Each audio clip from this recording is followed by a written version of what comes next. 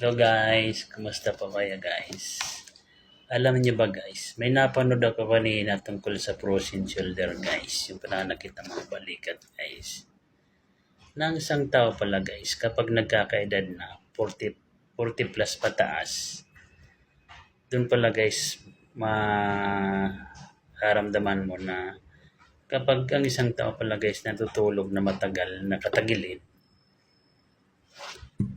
doon pala guys makukuha yung pananakit ng balikat, frozen shoulder guys.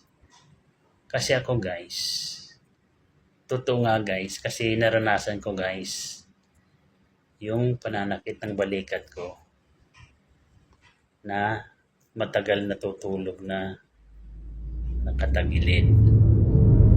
Kasi kanina nung mapanood ko yung video, nang dahilan pala nung pananakit ng balikat ko, yun ngang matagal kang natulog na nakatagilid.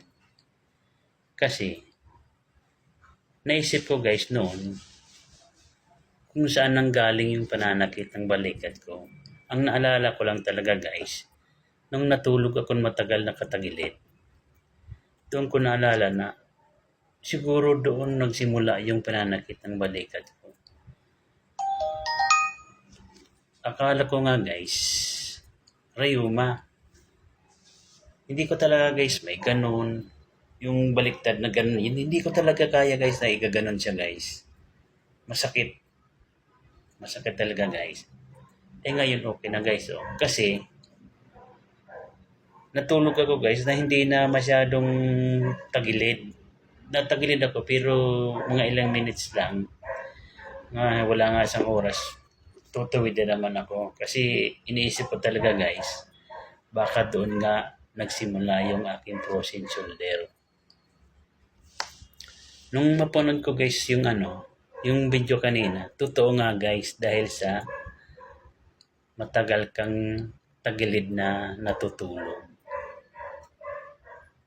Kaya guys, kung kayo mga 40 years old pataas na, iwasan nyo na guys matulog na nakatagilid. Matatanggal din naman guys yung sakit guys. Kaya lang lalagyan nyo lang sila nalagyan ng mga pixint oil, yung maanghang kasi masakit din minsan eh. Hindi mo talaga siya, minsan di ka makatulog.